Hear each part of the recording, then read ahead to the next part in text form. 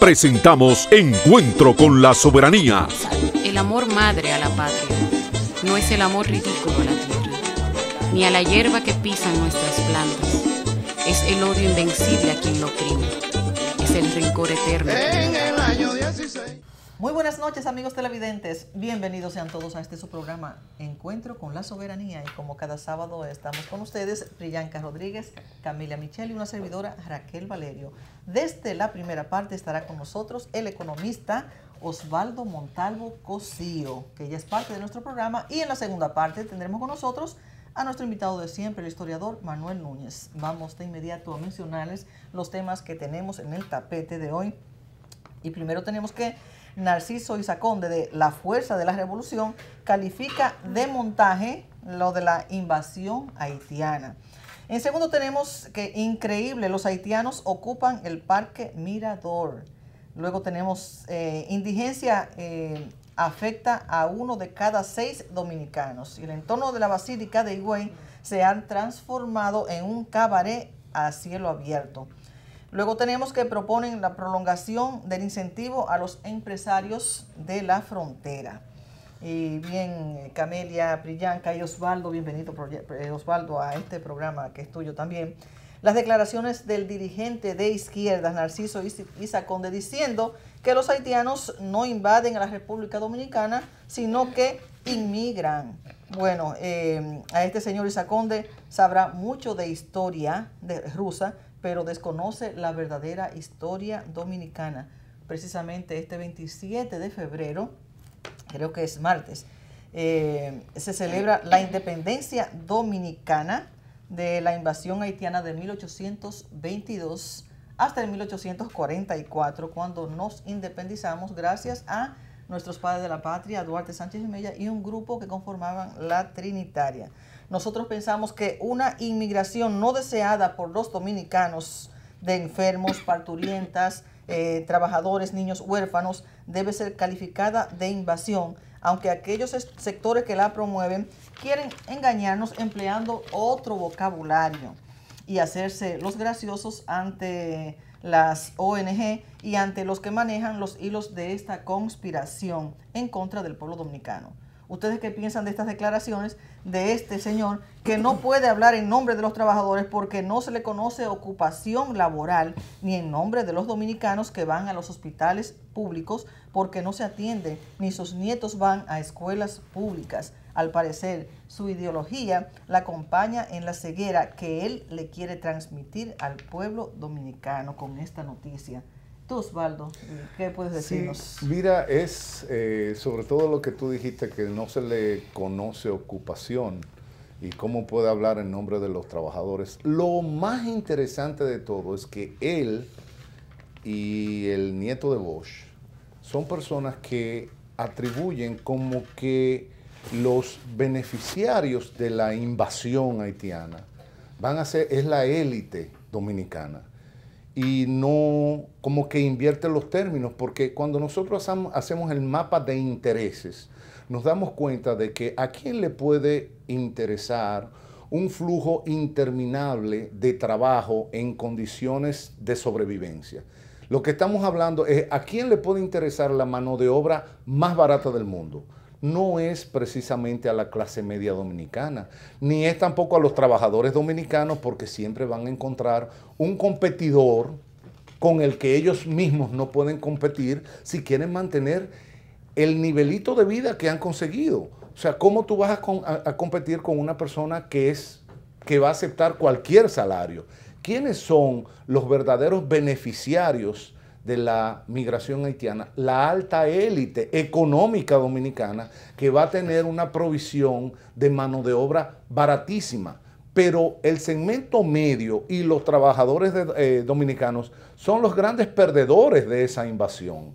Entonces ellos están invirtiendo increíblemente porque se supone que es gente que tiene una mejor visión histórica de los procesos. Sin embargo, están perdidos en lo claro, como se dice corrientemente. Entonces ellos están apelando a una solidaridad del pueblo dominicano que no puede existir, porque estamos hablando de intereses en conflicto.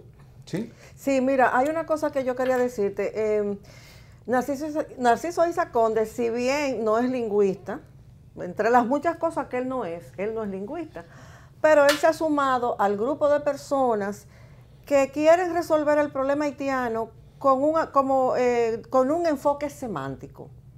O sea, no es una invasión, porque la definición, entre comillas, de invasión es que una invasión se da cuando hay un país que penetra en otro con armas. Entonces, si eso es así, si la invasión solamente se aplica a cuando hay un Estado en contra de otro, ¿cómo se explica, por ejemplo, cuando hay una gran presencia, por ejemplo, de terroristas? Eso no es invasión. ¿Qué es eso? Ahora mismo, otros teóricos, ¿verdad?, que no son de la misma línea de Isa Conde, bueno, Isa Conde no es un teórico, lo que dicen es que las migraciones actualmente se están utilizando como arma política. Correcto. Cuando no hay una coyuntura que permita una invasión armada, se utiliza entonces el desplazamiento poblacional masivo con intenciones aviesas. Y eso es lo que está pasando con Haití. Dicho sea de paso, lo que está sucediendo en las actuales coyunturas es que se está premiando, o sea, con todas las concesiones que está haciendo República Dominicana y que está siendo apoyado, fíjense, el gobierno está siendo apoyado por adversarios como Narciso Isa Conde, en ese sentido, o sea, coinciden todos en el asunto migratorio. Narciso Isa Conde, que siempre le está tirando riflazo a todo el mundo, coincide con el gobierno, porque el gobierno se mantiene callado, pero sus ejecutorias son pro-haitianas. Entonces ahí hay entonces está coincidiendo Isa Conde también con lo, como decías tú, Osvaldo, con los intereses de algunos sectores de la clase dominante, algunos sectores empresariales, no con todos, porque correcto, vamos a estar claros. Sí. Hay empresas que inclusive promueven el uso de mano de obra calificada, porque solamente son 2 o 3 sectores que se benefician con mano de obra no calificada. Inclusive el embajador de Japón el año pasado le dio un consejo a República Dominicana diciendo que la competitividad en los próximos años va a depender mucho de la mano de obra calificada. Ahí no hay que decir más nada. Y lo dice un diplomático de una nación que se ha destacado por su gran competitividad y por su gran empuje tecnológico. Esa es una. Otra es, por ejemplo, yo quería aclararles a ustedes que sí, que Isa Conde sí hace sus trabajitos de vez en cuando. Por ejemplo, él ha sido en diferentes ocasiones un gran colaborador de las Fuerzas Armadas. En esos cursos de seguridad y de contrainsurgencia, Narciso Isa Conde ha sido profesor. Dicho sea de paso, eso yo no me lo inventé porque eso ha salido en la prensa. Cuando él participa y da cursos en las Fuerzas Armadas de Seguridad Nacional, él sale en fotos. Tú sabes, entonces ese es un tipo de personaje como muy ambiguo, y hay políticos de medio de izquierda o lo que sea que no confiaban en él ni en los PCDianos, porque recuerden todas las cosas que decía Juan Bosch, que las dejó escritas en torno a ese grupo de Isa Conde y compañía. Así es. Y la verdad es que hay que felicitar a Isa Conde porque él hacía mucho que no tenía ninguna vigencia. Entonces se puso a hablar del tema migratorio y como que 2 o 3 medios le han hecho caso. Perfecto. Y felicidades. Así es. Y hace algunas semanas en este mismo programa nuestro querido Osvaldo Montalvo predijo que era posible que un día los haitianos ocuparan el Parque Mirador.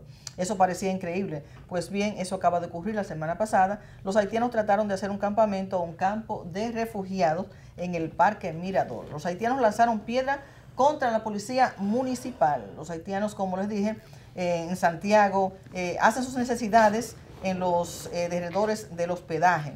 Osvaldo, tú que conoces el tema, ¿qué podría ocurrir con las propiedades públicas cuando los haitianos se deciden de una vez por todas a ocupar los parques nacionales de las ciudades, porque las reservas están ya ocupadas por los grupos que viven de carbonizar el bosque dominicano? Mira, lo más interesante de todo esto es que cuando tú haces un evento masivo, tú vas a hacer un evento en el Centro Olímpico, donde se corre, la cuestión esa olímpica. Entonces tú vas a meter ahí 30,000 personas, pero tú no vas a habilitar un solo baño. Entonces tú partes de la premisa de que hay 30,000 personas, en 5 horas ninguno le va a dar ganas de ir al baño. Es un absurdo, ¿verdad? Entonces cuando tú haces cualquier diseño demográfico, tú tienes que tener en cuenta que más gente implica más necesidad de espacio y de servicio. En la medida en que haya más gente que migre de forma ilegal a la República Dominicana. Esas personas por naturaleza tienen que ocupar un espacio. Entonces van a tratar de ocupar los espacios donde de inmediato no sean rechazados. ¿Cuál es? Obviamente el espacio donde inmediatamente son rechazados es la propiedad privada protegida. Entonces empezamos con que se va a ir a la propiedad pública, pero dentro de la propiedad pública hay propiedades que también están protegidas. Entonces se van a ir a la propiedad pública desprotegida, la más remota, la inaccesible. Por eso ustedes ven, por ejemplo, allá se hizo un asentamiento en la carretera del Coral, en una zona desprotegida. Pero ¿qué pasa? En la medida en que se van llenando, eso es como el agua, en la medida en que se van llenando los espacios desprotegidos, van a ir pasando a los espacios que tienen mayor nivel de producción, de protección, y van a empezar los conflictos. Eventualmente va a llegar un momento en que, como no hay espacios públicos de ningún tipo, ni desprotegidos ni protegidos, van a brincar a los espacios privados. Eso ya está sucediendo. Invasiones de tierra privada, invasiones de casas solas. Y eventualmente no hay por qué pensar que no va a suceder ya invasiones a mano armada. O sea, a mano armada significa de una ocupación por encima del dueño. Nosotros estamos aquí, nosotros somos 100 familias y a nosotros no nos saca nadie, y llámeme a los derechos humanos porque esto es una cuestión de proteger a los débiles. Y mientras tanto, entonces va a crearse un conflicto porque el propietario se va a ver en un proceso muy costoso, y que quién sabe si al final de esa manera se van perdiendo propiedades. En el caso del Mirador fue un globito de ensayo, ¿sí?, que se tiró ahí a ver la posibilidad de si se pueden quedar con el Mirador, pero no solamente es el Mirador, son los parques, porque los parques son justamente, son espacios públicos que tienen más o menos, tienen una cierta, digamos, seguridad, un cierto cuidado. Entonces van a ir ocupando todos los espacios que puedan encontrar. Pero ¿qué pasa? Que hay un efecto que los economistas llaman externalidad. En la medida que es lo que sucede con el Mirador. Si el Mirador, ustedes saben que en la ciudad de Santo Domingo, la avenida Anacaona es donde están las viviendas más caras, más suntuosas, y ahí no puede vivir cualquiera, o sea, es una zona muy cara.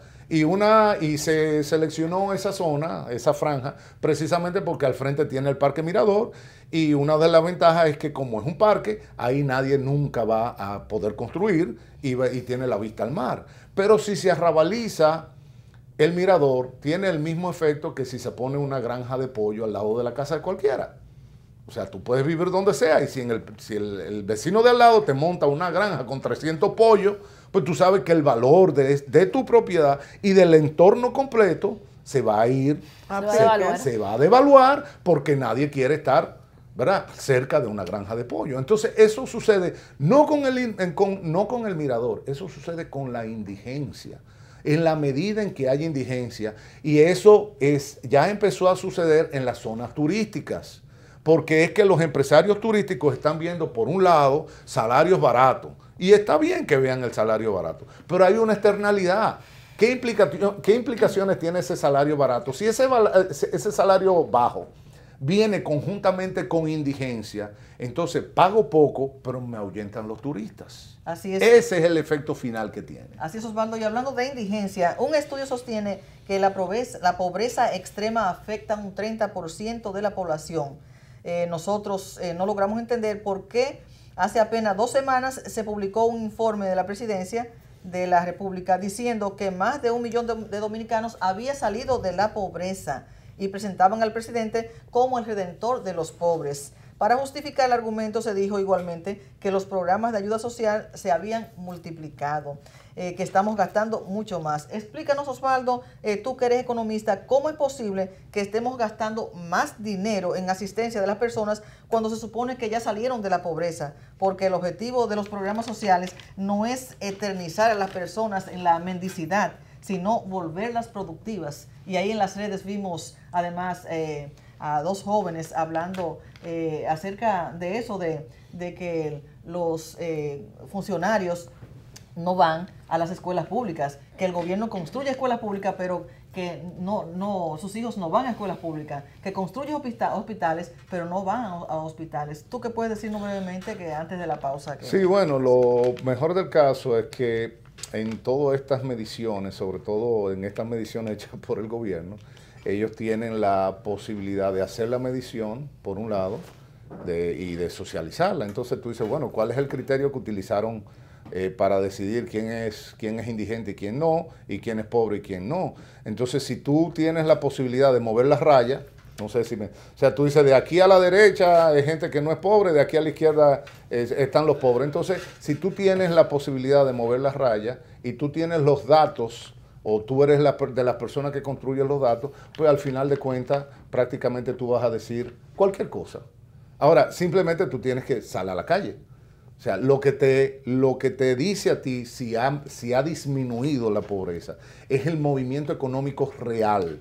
Se está vendiendo más arroz, se está vendiendo más habichuelas, se están vendiendo más zapatos. Cualquier persona que salga a la calle y hable con la gente se da cuenta de que muy por el contrario, o sea, lejos del movimiento haber aumentado, lo que ha hecho es que... Entonces, en un momento, si nosotros ponemos la raya en que cualquier persona que respire no es pobre, pues entonces simplemente no es pobre. Eso es un criterio ad hoc fácil y entonces ya superamos la pobreza en la República Dominicana. Así es, podemos continuar este tema en el próximo segmento. Nos vamos a un pequeño corte y cuando regresemos hablaremos de la situación de la Basílica y también de los incentivos de los empresarios en la frontera. No se muevan de sus asientos, que ya volvemos en breve con ustedes.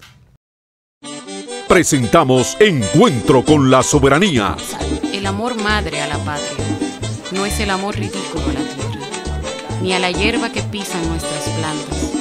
Es el odio invencible a quien lo oprime. Es el rencor eterno. En el año 16. Y bien, amigos televidentes, ya estamos de vuelta con ustedes, Priyanka, Camelia, Osvaldo, Montalvo Cosío y una servidora, Raquel Valerio. Continuando con los temas, tenemos que el entorno de la Basílica de Higüey se ha transformado en un prostíbulo a cielo abierto. Hay cantidad inmensa de prostitutas. Como les dije, hay también travestis, transexuales, dominicanos y haitianos. En público se celebran orgías, incluso en las propias calles de Higüey. Pero las autoridades se limitan a denunciar como si otros fueran los responsables de ponerle coto a esta situación ya insoportable, donde se han producido muertes que aún no han sido esclarecidos por la policía. ¿Y en qué país estamos, Priyanka? ¿Tú qué puedes decirnos acerca de esta situación? Bueno, en el país de las maravillas. Señores, es importante las denuncias que han venido realizando las autoridades. Será el pueblo dominicano, ¿verdad? Para que nosotros seamos los que tomemos medidas, porque incluso hasta la misma Policía Nacional ya está denunciando, pero yo no sé a quién es que le están denunciando. Entonces, Higüey está ahora mismo pasando por una situación crítica. No solamente porque está haitianizado completamente, sino porque, por ejemplo, la parte de la Basílica de Higüey es haitianos.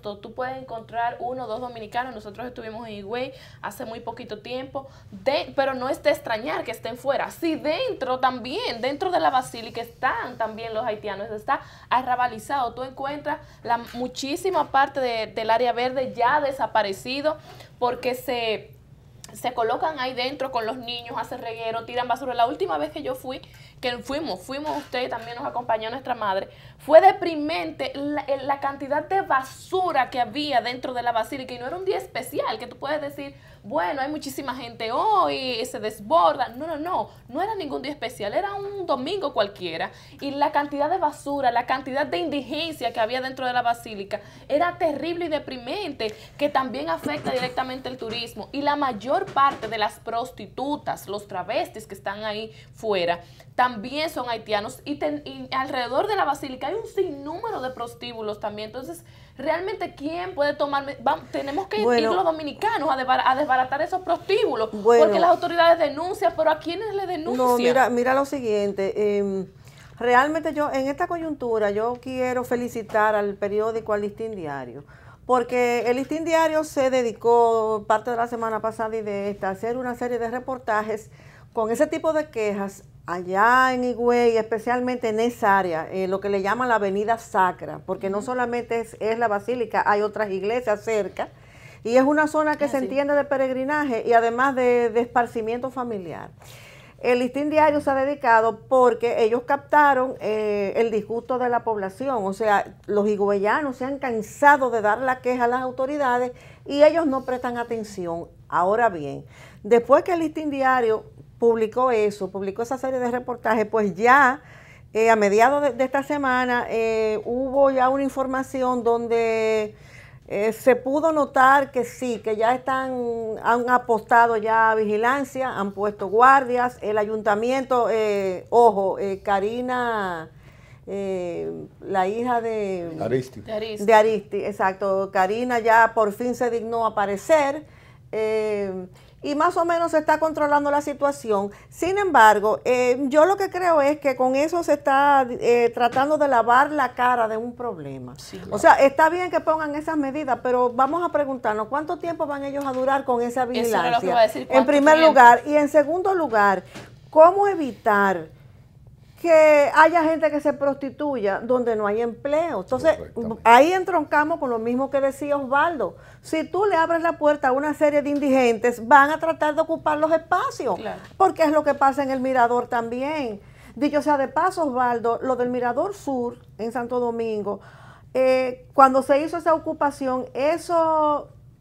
o sea, ese no fue el inicio del experimento. El experimento viene desde antes, porque yo mencioné inclusive el año pasado que en un programa televisivo de un amigo mío, del ingeniero agrónomo y economista Manuel González Tejera, él y un compañero hicieron la denuncia de que ya las matas de mango prácticamente están inservibles, eso porque los haitianos, o sea, había un grupo de haitianos que se las pasan ahí tirándole piedra a las matas y hacen un golgorio. Entonces los vecinos que viven enfrente, por ahí por Bellavista y eso, no pueden dormir. O sea, tempranito el escándalo, la gente comiendo mango. Entonces ellos comenzaron así yendo a desbaratar las matas. Sí. Entonces en Higüey yo entiendo que la rabalización es un proceso que apenas está comenzando. ¿Por qué?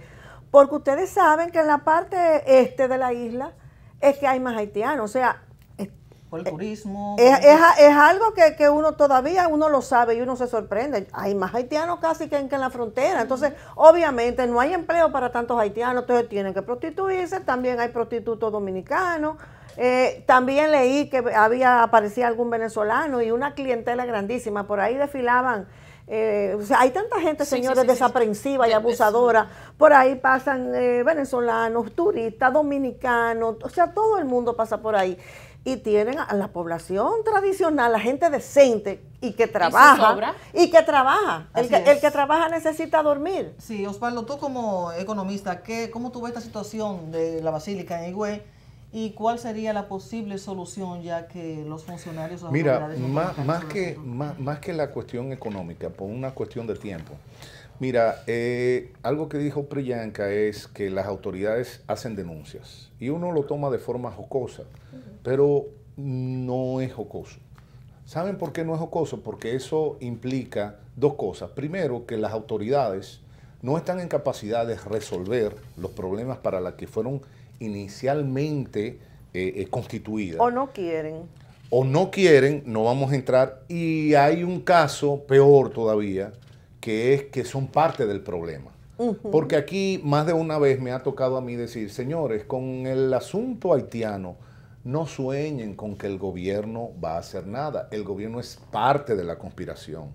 Es un quid pro quo. O sea, el gobierno está recibiendo a cambio del proceso de haitianización. Entonces, siendo un protagonista importantísimo en el proceso, ¿cómo vamos nosotros a ser tan idiotas? Porque no encuentro otra palabra, decir, ay, lo que pasa es que el gobierno no está actuando. No está actuando porque no puede actuar. Él sí está actuando. ¿Cómo está actuando? Promoviendo el proceso de haitianización. Entonces, uno lo que dice, bueno, si no son las autoridades, ¿quién? Que creo que fuiste tú entonces la que dijiste, ¿quién? Ah, pues fíjense, la población. Entonces, la población tiene que plantearse hoy en día, la población como parte del Estado. Cuando se hace un ordenamiento democrático, nosotros creamos y votamos autoridades porque esas autoridades tienen un mandato. Y se supone que nosotros tenemos recursos para exigirle a las autoridades que cumplan con ese mandato. Se supone que nosotros debemos tener recursos para exigirle al gobierno de Danilo Medina que imponga la ley migratoria, pero él no lo hace. Entonces, no podemos caer en repetirlo, en repetirlo, en repetirlo. Entonces, la sociedad tiene que pensarse en formas alternativas de participación política. Si nosotros seguimos en la idea de que ahora en el 2020 nosotros vamos a votar a otra persona y va a ser otro presidente que sí va a ser. Señores, en eso tenemos más de 50 años y sabemos que esa no es la solución. Entonces, tenemos que buscar formas alternativas de participación política. Ahora no hay mucho tiempo para nosotros seguir avanzando en ese análisis, pero olvídense de que en este momento el gobierno va a resolver el problema haitiano. ¿Cómo va? No va a resolver ninguno de los otros problemas. Piensen en de qué manera nosotros podemos organizarnos de forma alternativa para nosotros lograr forzar a que las autoridades elegidas, ¿sí?, puedan realizar para lo que nosotros la pusimos ahí, que no lo están haciendo. Así es, Osvaldo, pero ese tema lo podríamos traer para la próxima semana. Bien. Es un tema que podríamos, hay que abundar un poquito más, no podemos dejarlo así. Y Priyanka tiene algo que mencionar en relación a uno de los temas que también está en el tapete, ha estado toda la semana entera en las redes, son los nombramientos hechos por el presidente ahora recientemente. Bueno, yo me voy a referir específicamente a 2 nombramientos, dándole continuación también, aparte de lo que tú estabas diciendo, Osvaldo. Uno de ellos, señores, estos 2 nombramientos en específicos me han llevado a pensar mucho, y yo sé que han llevado a pensar bastante también, aparte de la ciudadanía. Yo estuve viendo en la semana un video del ya fallecido don Freddy Verascoy, donde él mencionaba que todo estaba perdido, que esta guerra la ganó la corrupción, que esta guerra la ganó el narcotráfico, que esta guerra la ganaron los inmigrantes, que esta guerra la ganó todo lo que está en contra de nuestro país. Y yo quiero pensar todavía yo quiero pensar que esta guerra no la han ganado ellos. Todavía yo quiero pensar que nosotros los dominicanos, los buenos dominicanos, podemos ganar esta batalla. Yo quiero pensar que nosotros como dominicanos podemos buscar una solución y que nuestro país va a seguir adelante con gente buena que quiera realmente luchar por esta patria. Y me refiero a estos 2 decretos en específico, el decreto de Andrés Bocio Fortuna, como cónsul en Anzapitr. Señores, qué vergüenza, ¿cómo es posible? ¿Cómo puede el gobierno en algún momento, el presidente, hablar, o estos funcionarios que están alrededor de él, hablar de corrupción, hablar de violencia, hablar de tráfico, hablar de migración, cuando designan como cónsul a una persona que fue cancelado en el gobierno del doctor Leonel Fernández por sus operaciones, sus supuestas operaciones con consulados clandestinos y apresado, traficando 15 haitianos en su jipeta ilegales. En ese tiempo, 15 haitianos ilegales.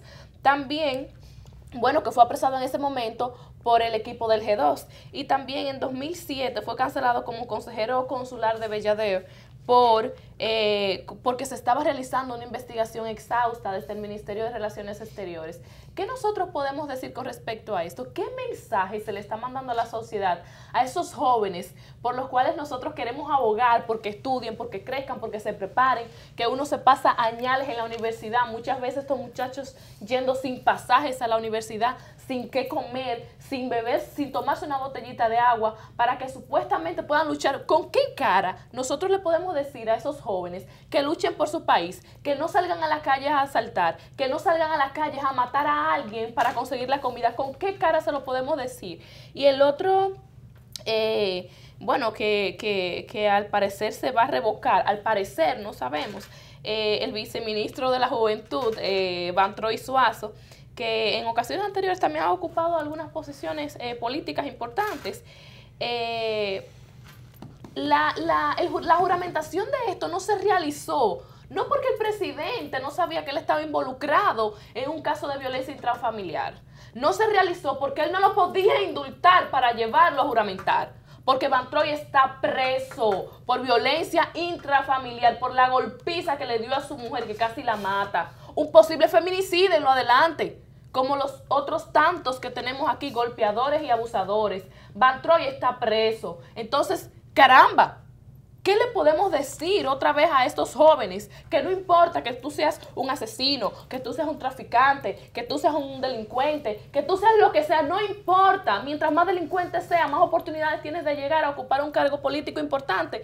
¿Qué nosotros podemos hacer? Pero yo quiero pensar, vuelvo y lo repito, que todavía nosotros tenemos esperanza de que República Dominicana se vea algo grande y algo bueno. Y como dijo Nieve a principio de semana, no es por incentivar, pero en este país tiene que pasar algo grande, porque esta situación tiene que cambiar, porque aquí nos están demostrando que muchos de los funcionarios que están ahí arriba, supuestamente trabajando por el Estado Dominicano, son gente que no sirven para nada, son delincuentes, que tienen incluso cuentas pendientes con nuestras leyes y están siendo designados en cargos de suma importancia para el Estado Dominicano, y eso nosotros no podemos permitirlo. Señores, por ahí vienen unas elecciones que están siendo bien preparadas, porque por ahí tenemos que hablar también más adelante de los escáneres que se van a volver a utilizar supuestamente para 2020 y se están haciendo un sinnúmero de arreglos, y eso hay que retomar ese tema, porque los arreglos que se están haciendo aquí también para esas elecciones de 2020 son grandes, y nosotros tenemos que dar una lección al partido de gobierno y a todos los partidos que están hoy en día en República Dominicana. Nosotros como dominicanos, como ciudadanos preocupados, debemos dar una lección, y las elecciones de 2020 son primordiales para nosotros hacer eso. Priyan, que no solamente con los escáneres, sino con esos millones de documentos que se les están entregando a los haitianos para que ellos decidan el destino de la República Dominicana. Y brevemente, Priyanka, tú que hablabas de ejemplo, ¿qué ejemplo puede darle esa señora, madre de 4 hijos, a las mujeres cuando ya se había hecho la denuncia de maltrato de este señor, ¿verdad? De la juventud, que luego sale diciendo que no es verdad? O sea, ¿qué mensaje? Y sin embargo fue probado, realmente por eso él está preso, fue probado. Pero ¿qué pasa? Tú como psicóloga, Es que aquí tenemos muchísimas situaciones que se pueden estar dando. Una, no sabemos si fue amenazada, porque aquí las leyes funcionan para un grupo, no para otros, ¿verdad? Y sabemos que este muchacho, un empresario, Vanilejo, es poderoso realmente en el ámbito en que se desenvuelve. Entonces no sabemos qué pudo pasar ahí. Y también puede, como dijo Camila, no es lo mismo una persona, no es lo mismo que te agreda un don nadie a que te agreda una persona que te puede quizás resolver ciertos tipos de problemas. Eso habría que investigarlo con ella, a ver qué fue lo que sucedió. Exactamente. Así es. Y mira, déjame decirte algo, Priyanka. A mí me preocupa muchísimo el asunto de Boció. El nombramiento de ese señor. A mí también, bastante. Voy a decirte por qué. Porque no es un caso aislado. Realmente el tráfico de ilegales se ha transformado aquí en un modus vivendi y un modus operandi, no solamente de personas desconocidas del sector privado, no. De la clase política. Recuerden, miren, si pasamos revista a eso, recuerden que el síndico de Las Yayas en Asua también fue atrapado con una guagua del ayuntamiento trayendo haitianos ilegales. Y finalmente él se justificó diciendo que necesitaba que tener gente que trabajara en su finca, en la de él, ¿verdad? Exacto. Igualmente, recuerden, muchos años atrás, el senador de La Vega o diputado era Radamés el Chino, que eso era famoso trayendo chinos ilegales. Oh, sí. Y así por el estilo. O sea, esos son casos que se repiten cada cierto tiempo. Así es. Y amigos televidentes, nos vamos a un pequeño corte. Cuando regresemos, trataremos brevemente el último tema que teníamos en el tapete y tendremos con nosotros a nuestro invitado de siempre, el historiador Manuel Núñez, conjuntamente con el economista Osvaldo Montalvo. Ya volvemos en breve con ustedes. Presentamos Encuentro con la Soberanía. El amor madre a la patria no es el amor ridículo a la tierra, ni a la hierba que pisan nuestras plantas. Es el odio invencible a quien lo oprime. Es el rencor eterno. En el año 16.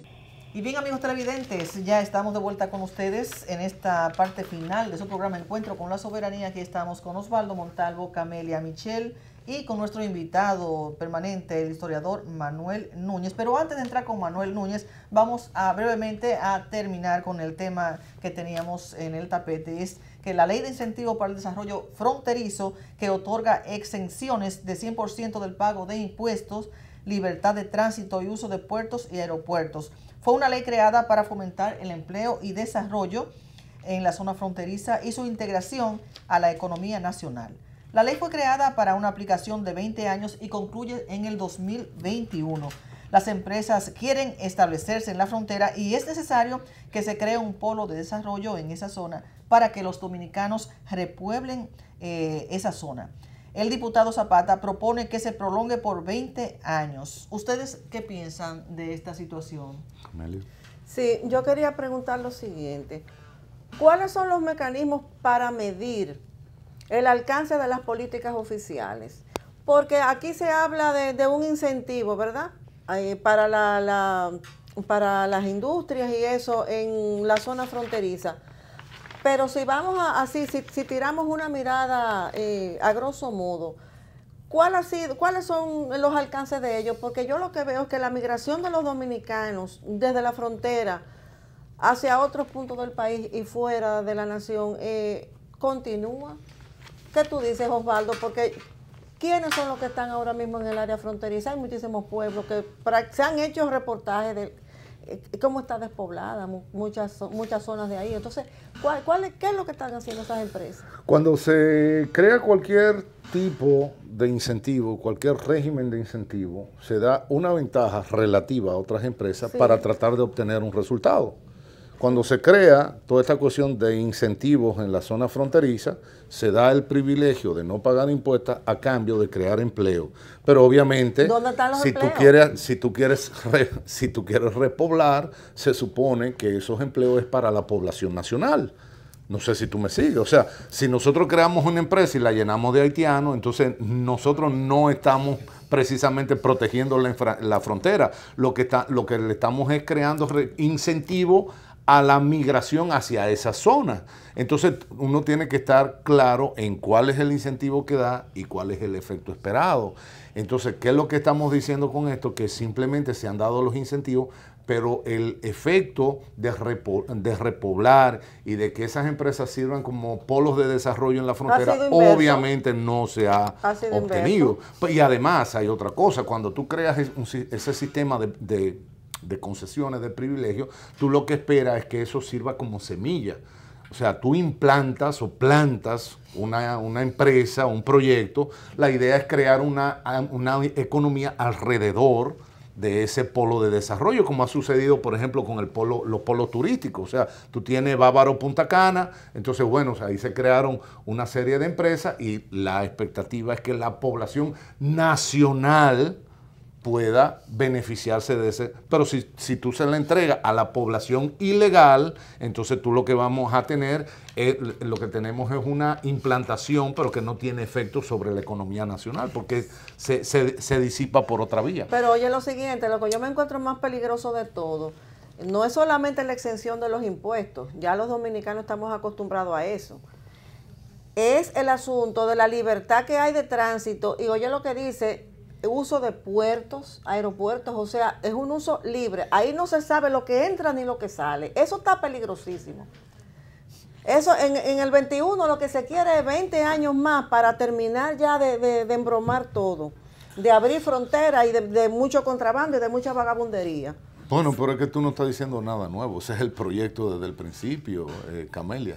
Pero lo quieren justificar con 20 años más para que los empresarios antidominicanos se sigan beneficiando y además de eso no pagan impuestos al país. Correctamente. Y que tú y yo y la clase media y los pobres que trabajan paguemos por todo. En pocas palabras, tú lo que estás planteando es que el régimen de incentivos se va a convertir en incentivos tributarios para la haitianización de la República Dominicana. Miren qué maravilla. Sí, y también para crear una clase empresarial, además parasitaria, porque también cuando las exenciones no se mantienen por mucho tiempo, en vez de fomentar el progreso, lo que se hace es que los empresarios dejan de ser emprendedores y se acomodan. Así es. Amigos televidentes, vamos a ya entrar a la segunda parte con nuestro invitado, el historiador Manuel Núñez.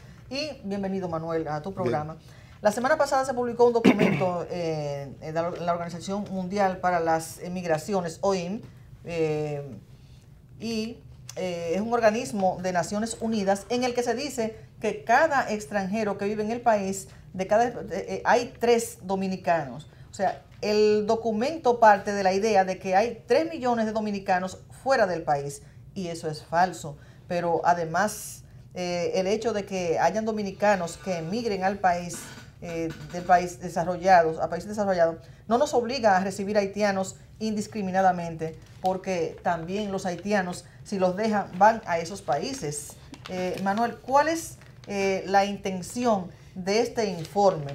Antes de que tú entres de lleno en este tema, quería mencionar que hoy 24, mañana 25 es el natalicio de Mella, que nació el 25 de febrero en el 1816 y murió en el 1864. Brevemente, antes de entrar en el tema, ¿qué tú puedes decirnos acerca de Mella, uno de los padres de la patria, que justamente el martes celebramos el 27 de febrero, día de nuestra independencia? Bueno, Mella simboliza la bandera dominicana, es el padre de la patria que tiene la historia militar más acabada, y de hecho es una de los patricios más importantes de nuestro país, porque estuvo tanto en la gesta de febrero de 1844, que es la gesta de independencia, con la cual arranca todo lo que es el proceso de lucha de la República Dominicana por su libertad,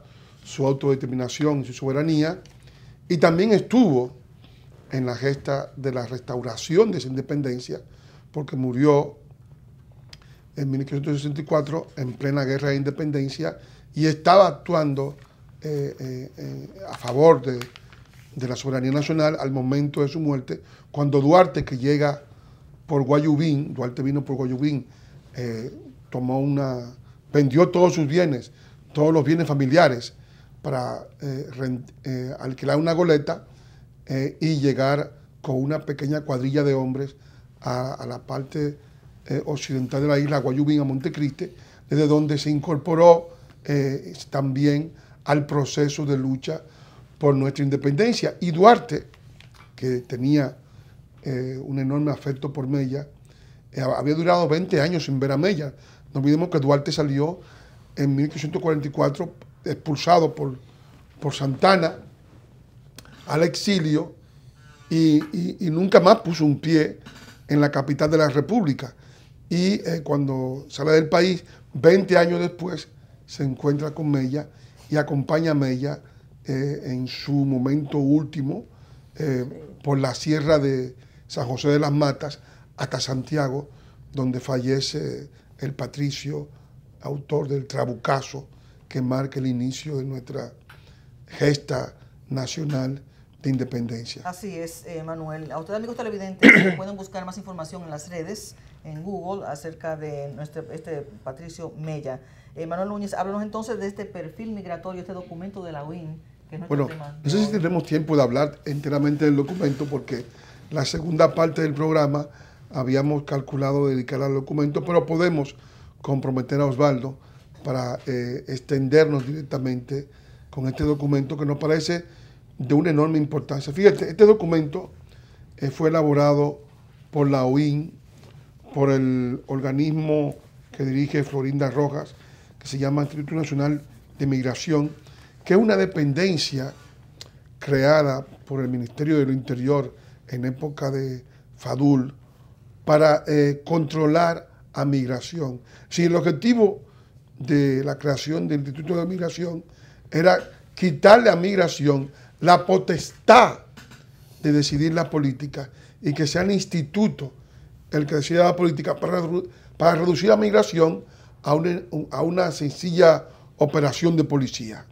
Es decir, migración no tiene ningún tipo de política, fue despojada del cerebro conductor y es el instituto el que organiza la política de migración.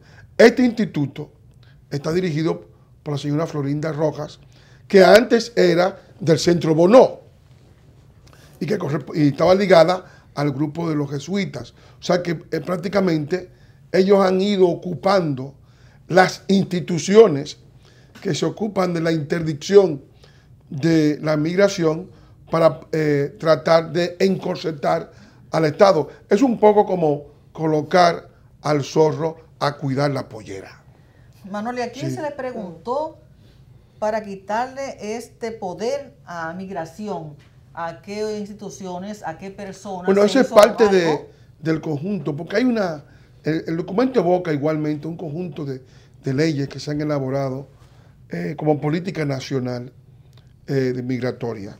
No hemos todavía entrado en el documento. Las leyes que se han elaborado son la 32713, el decreto que prohibía la expulsión de inmigrantes ilegales durante el proceso de vigencia del plan de regularización, que ahora se ha prolongado. Está la ley 16914, que prácticamente destruía la 16813, la 16813, que era la sentencia del Tribunal Constitucional, y luego el decreto 25014, que era la aplicación de esa ley, el decreto 9616, en el cual se incluye a los inmigrantes regularizados en el SENASA. Entraron los primeros 15.000 con todos sus familiares, o sea que hay que suponer que si cada uno declara 4 familiares, hay que multiplicarlo por 4, pero ya es la ruptura del mecanismo que tienen los dominicanos para salvaguardar todo el sistema de salud nacional, porque SENASA agrupa a más de 2,5 millones de dominicanos. Evidentemente, al introducir también allí a la población haitiana, pues estamos ya sentando las bases de la destrucción del SENASA. Hay que tomar en cuenta que los actores que están trabajando en toda esta documentación está la Universidad Católica Madre y Maestra, la Pucamaima, un equipo dirigido por Carlos Abaunza, está el equipo de los MICA, Centro Observatorio para las Migraciones, que dirige Wilfredo Lozano, y Bridget Wooding, está Florinda Rojas, está igualmente un equipo formado por economistas ligados a este proceso de participación ciudadana. Está el señor Vladimir Pimentel, también está en ese equipo. Y el objetivo de esos equipos, generalmente, uno se debe preguntar, bueno, estos equipos, ¿cuál es su objetivo? Su objetivo es averiguar la verdad o manipular todo el sistema migratorio a favor de la promoción de la haitianización del país. Y claro está, como hemos visto la historia anterior de los actores que están actuando en este tipo de operación, nos damos cuenta que todo este documento ha sido para falsear la verdad. Hay un conjunto de mentiras y un conjunto de detalles que tendremos que ver ya en la próxima en los próximos programas, sí, vamos a tratar para analizar el documento en detalle. Exacto. Osvaldo, ¿tú qué tienes que decirnos? Yo leí el documento y debo decir que hacía tiempo que yo no leía un documento más sesgado que ese, por lo mismo que acaba de plantear Manuel. Pero lo interesante, en principio, por una cuestión de tiempo, lo que sí puedo decir ahora es que dos cosas. Lo primero es que no analiza la causa de nada, o sea, plantea las cosas sin causa. Eso es lo primero. Y luego de lo otro, lo importante de ese documento no es lo que dice, sino justamente lo que no dice. O sea, la ausencia total que existe en el documento es el análisis. Para poner un ejemplo rápido, por ejemplo, no analiza cuál es el origen de la masiva migración haitiana hacia la República Dominicana para contrastarlo con el origen, el móvil de la migración dominicana, sino que lo pone como si fueran fenómenos equivalentes. Pero lo otro además es que también pone en un plano de equivalencia el impacto que tiene la migración de haitianos hacia la República Dominicana con el impacto que tiene la migración dominicana hacia los Estados Unidos. Por una cuestión de simple tiempo, digo, hasta donde yo sé, en los Estados Unidos no hay un plan nacional de regularización que haya sido provocado por la migración de ilegales de otro país. Muy contrario a lo que ha sucedido en la República Dominicana. Y ese documento se lo salta. Se salta eso como se salta cuál es el impacto que tiene, cuál es el desplazamiento laboral que sufren los dominicanos producto de la migración de ilegales haitianos. En materia de salud, de igual manera, no ve que existe una causalidad entre los inmigrantes ilegales y la pérdida en los niveles de salud de la población dominicana, sino que lo plantea como simplemente como cosas que se dan paralelamente, no existe ninguna automáticamente. No existe causalidad, una cosa no es la que lleva a la otra, pero sobre todo, lo peor de todo, es que no analiza la pérdida de utilidad, la pérdida en el nivel de vida de la población dominicana producto de la migración haitiana.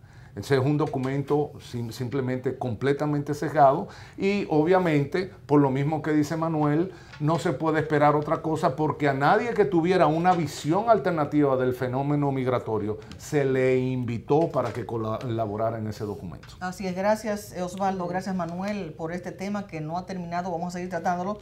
Y señores, quiero darle un reconocimiento, de agradecerle a Obdulia García, una española que ya hecha dominicana, tiene muchos años aquí, profesora, ha trabajado en varias editoras, que fue la persona responsable, conjuntamente trabajó con Manuel Núñez y con Maribí Núñez en el proyecto de trajeron aquí a la República Dominicana a una eminencia francesa, al doctor Stanislas Dehaene, quien estuvo el martes pasado en la UAS. Es una persona experta en estudio del cerebro y de la enseñanza de la lengua.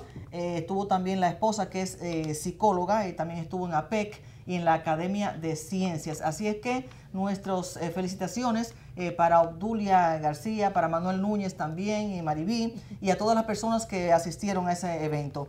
Quiero también exhortarles a todos los dominicanos dentro y fuera del país que este lunes a las 12 de la noche coloquen sus banderas dominicanas donde todos la puedan ver, y que también compartan un video de una niña que está en las redes, pueden entrar a mi muro y buscarlo, una niña en donde habla acerca del juramento trinitario. Vamos todos a defender nuestra patria de la manera que sea, es el pueblo dominicano y somos nosotros quienes debemos velar por el desarrollo, por el buen desenvolvimiento de los dominicanos en nuestro país. Y somos los que tenemos que ver por el futuro de la República Dominicana. Así es que muchas gracias por su sintonía, gracias por estar con nosotros. Los esperamos cada sábado de 8 a 9 de la noche por Teleimpacto, canales 52 de Claro y 22 de Tricón. Así es que pasen todos un feliz resto de esta noche. Presentamos Encuentro con la Soberanía. El amor madre a la patria no es el amor ridículo a la tierra, ni a la hierba que pisan nuestras plantas. Es el odio invencible a quien lo oprime. Es el rencor eterno. En el año 16.